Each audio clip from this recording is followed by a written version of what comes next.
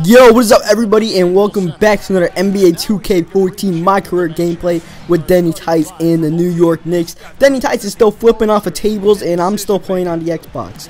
So, I figured I put out a video here just to give you guys an update on what my plans are. And my plans are that I'm going to be playing this 2K on the Xbox One and not the PS4. I was undecided on which one to play it on. You see Denny Tice pulling up for the shot here early and knocking it down. But, you know, I wasn't sure I was going to play PS4 or Xbox One, and basically the PS4 and Sony made the decision for me because you can't really record gameplays right now. Like, you can't, like, record it, like, capture card or, like, Hopog or whatever you record games with, unless you, like, buy some splitters or some other extra equipment.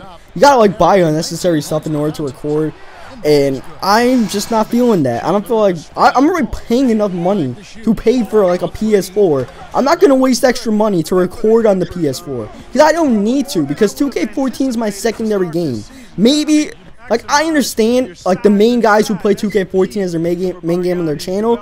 If they go buy it, you know, that's understandable because that's, you know, a good investment for them. They're eventually going to win out on that investment. Me, you know, I play Madden, okay? I only play so much 2K14. I only put up like one video a week of 2K14, maybe two. I mean, that's what I did last year. Probably going to do it once the next gen comes out. Of course, this year I haven't been playing much because the current gen is like NBA 2K13 plus a few extra features. Not really that special. But, yeah, you know, I'm not going to waste extra money on splitter cables or stuff like that. I'm not even sure they're going to work. It's like some fancy stuff that might work. You know, it's not even like a guaranteed chance if I buy things going to work. So, no, I'm just going to wait. Xbox One comes out in a week. I don't mind waiting a week. It's not going to kill me. So, I'll do that. I'll just play the 2K14 on the Xbox One. So, that's the update. And this is probably going to be the last video for my 2K14 current gen. And then the next video you guys will probably see from me from 2K is the rookie showcase from the Xbox One. So that should be cool. And that's not a bad pass, 2K. Come on, that was almost a brilliant pass. The Shumpert have thrown that down one-handed, but he could not. But look at me, I'm mad because Carmelo's not playing well. I always, like, whenever Carmelo's not playing well midway through the game, I always notice it and I always check the stats and I'm like, what is this man doing? And it's always something like 2 for 8 or like 0 for 4, and it's unbelievable, man.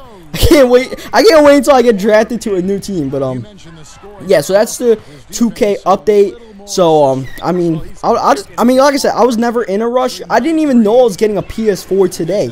My PS4 was supposed to come on Monday, but I just happened to get a deal, and I got a hookup and I got it today. And yeah, so I had Madden on it, and I'm probably not gonna record any PS4 stuff until they come out with something for the Elgato to record, which is not going to be until early 2014, which doesn't really regard the 2K series, as they, god damn it, what was that? We missed the alley-oop there because Reddick runs into Hardaway midway and ruins his animation, and then they get that buzzer beater to take the lead at half.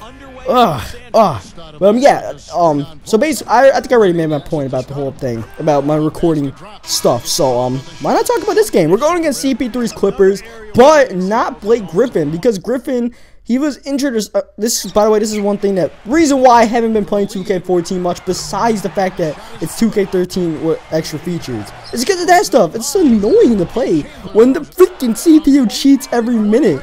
Straight up, they're damn cheating if the ball rolls on his back. That's not physics, okay? Because that was rolling on Denny Tice's back, that would have rolled into a Clipper.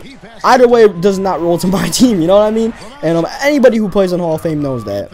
You know, 2K will love to do stuff like that to you. And there, tried to throw the Shumpert there in the lob pass, could not. You see Carmelo's numbers. At least he's improving a little bit. He went from 2 for 8 to 3 for 11, so that's good. And here, Denny Tice smartly calling for the timeout. If not, I was going to be in a jump ball with Byron Mullins, which I'm going to lose a jump ball to anybody. Forget Byron Mullins.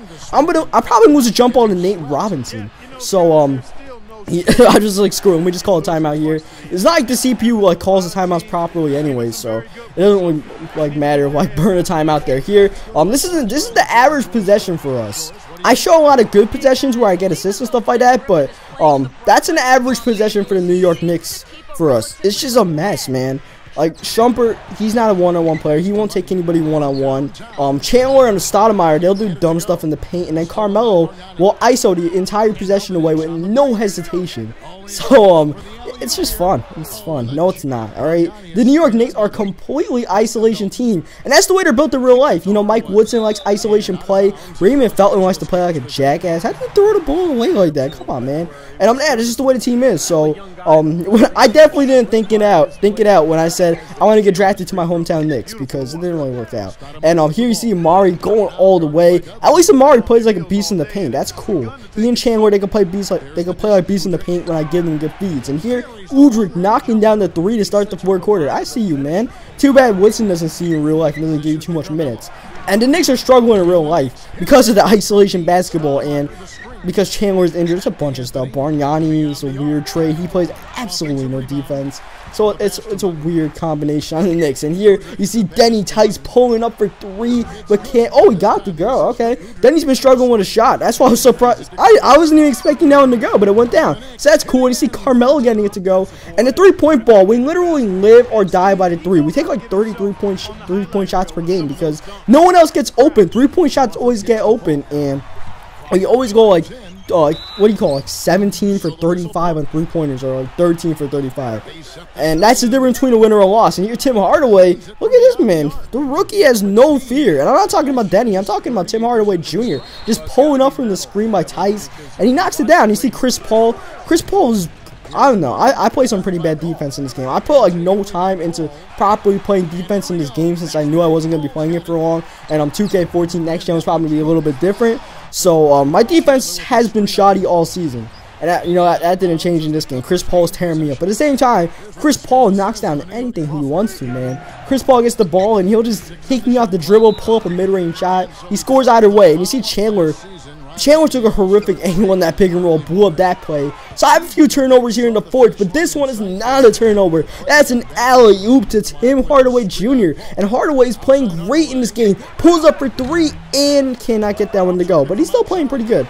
And, you know, sometimes Hardaway, he'll take a little bit too much shots, but I like the fact that he has a trigger at least. At least he has a pulse. And here Chris Paul gets the foul and won. What? Come on, CP3, stop, like, chill, man, chill. You're ruining my stats here. The head-to-head stats are going to be pretty bad. And he's pulling up that shot, and it's me allowing the man to score. What was I supposed to do? Okay, come on, 2K. What was I supposed to do? Chris Paul just pulled up in my face, you know? But, Tim Hardaway Jr. is still playing like a beast in here. Amari does nothing with the ball. He had space to do something, but he just hesitated, and that'll kill you. You hesitate in the NBA, you're screwed. And here, a lot of hesitation on this possession, so we just give it to Carmelo, and Carmelo bails us out there. That one goes down, and Carmelo gives us the lead. So Carmelo is showing up in the fourth, so I was like, alright, when we get back to Carmelo, but Carmelo is the giver to Iman Shumpert there for the 3, and Shumpert knocks down the 3. So we got back-to-back 3s, and once again, Chris Paul pulling up. I try to put a hand up, probably a little bit too late there, and CP3 gets yet another shot to go. Here I get double teams, so I put it to Carmelo's hands, and Carmelo cannot get it to go. But look at Tyson Chandler cleaning up the boards, and he gets the and 1, but he cannot convert the free throw. So it's still a 1-possession game here.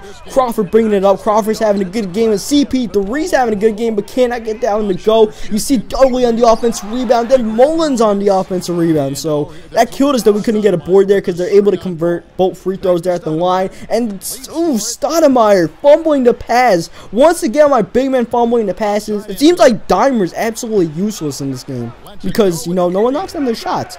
And, I mean, no one catches the passes when I give it to them. And Carmelo, speaking of knocking down shots, can't knock down his, but can Denny Tice do it? Yes, he can. If Carmelo's not going to knock down the shots, maybe the rookie Denny Tice can lead him to victory. And here, DeAndre Jordan goes to the line, but we don't mind that because he's DeAndre Jordan. He misses both free throws here in a 3-point game, and because of that, it's now a 5-point game. Iman Shumpert makes the extra pass to Tyson Chandler. Beautiful execution there. A rare sign of ball movement from the Knicks. And here, just bail us out, Carmelo. What do you got? Bang! Carmelo's got a 3 in his bag. He knocks it down to give us a 6-point game. And Carmelo is having a pretty good game. 9 for 19, not bad for 23 points. Sometimes he's forced to take bad shots at the end of the shot clock, but it's all good. He knocked down the shot there. And here, Iman Shumpert.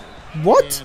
That's the come on, Iman. You gotta hang on to that pass. And why is that my turnover when the dumbass can't hang on to like a foot pass. Come on. And there CP3 catches me napping and knocks down the 3-point shot to make it a 1-point game. CP3 is going off with 34 points. And here ended the shot clock. Carmelo Anthony, he's just playing isolation. Nothing I can do about it. So he gives it back to me with 4 seconds left. I'm like, what? What do I got to do? I just got to pull up a shot here. I can't pass it off. And I cannot knock down the shot. And now the Clippers with a chance to take the lead here.